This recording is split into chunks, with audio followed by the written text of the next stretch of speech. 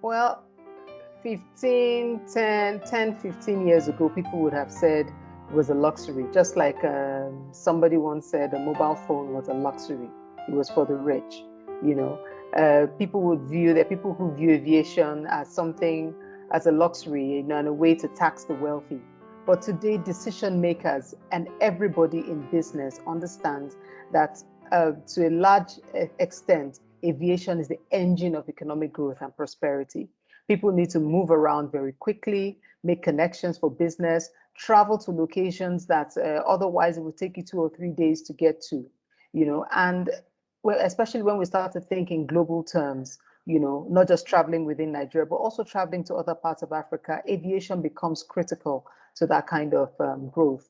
Aviation in Africa has created over 7 million jobs, and over $80 billion in economic activity. That is not something you can, snap your finger and, achieve, with road transport. So it's not a luxury. Zoom meetings are nice, but it's good to get to some places physically. So it's not a luxury, it's an absolute necessity.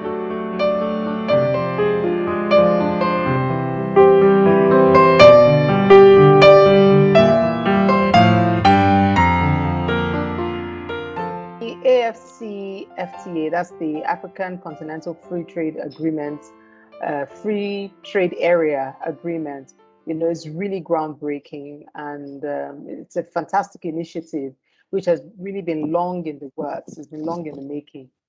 With respect to aviation, it provides an opportunity not just for survival, not just a glimmer of survival, but an opportunity for growth, as it opens the doors to 1 billion Africans.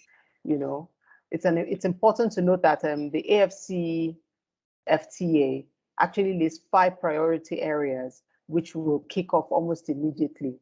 And these include, I think, business services, communications, financial services, and then transport services and travel related and tourism services. And this is where aviation falls in. So it's one of the priority areas they're going to kick off almost immediately. And in principle, it creates a level playing field for operators in different countries, to seamlessly move, into other countries. However, the details means that for it to work, there's this other agreement that needs to really be implemented, and that's a single Africa air transport market. I think SAATM. It's also known as the Open Skies Agreement. Right now, what you have is different countries have bilateral agreements with each other. I will allow you fly so many flights into my country, and then in reciprocal fashion, you will allow me fly so many flights into your country. But we need something much more than that. We need a level playing field. We need reduced taxes, So it's nice to have these agreements. It's nice to have these, but what we need is actual implementation.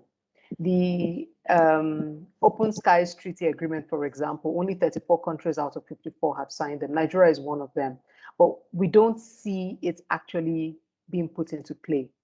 Right now, if you're going to go, there's some countries you would need to go to where it would be easier to go to Europe first and then fly into that country. Meanwhile, the country is just, less than 400 kilometers away, So the Open Skies Agreement and the Free Trade Area Agreement, would actually allow the airline industries to maximize the African market. It will boost trade in Africa. It will boost tourism in Africa.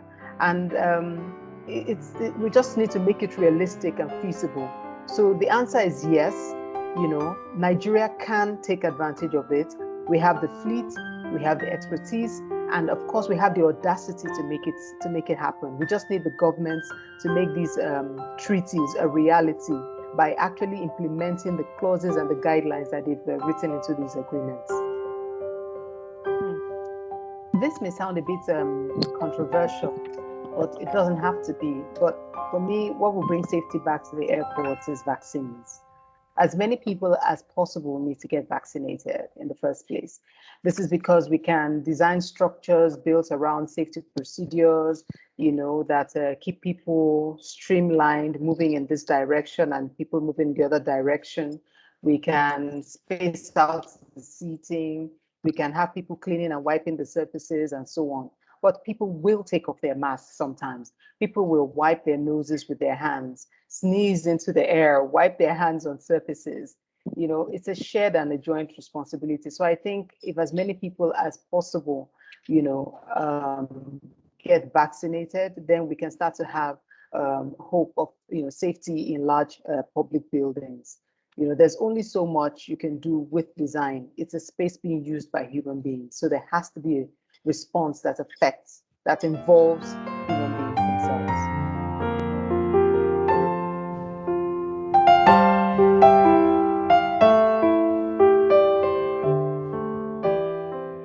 Hmm. Okay, the reason we're having this conversation, or the reason you're asking a question like that, is because something drastic happened and everybody is now in doubt. Where's the aviation? What's the future of aviation going to be like?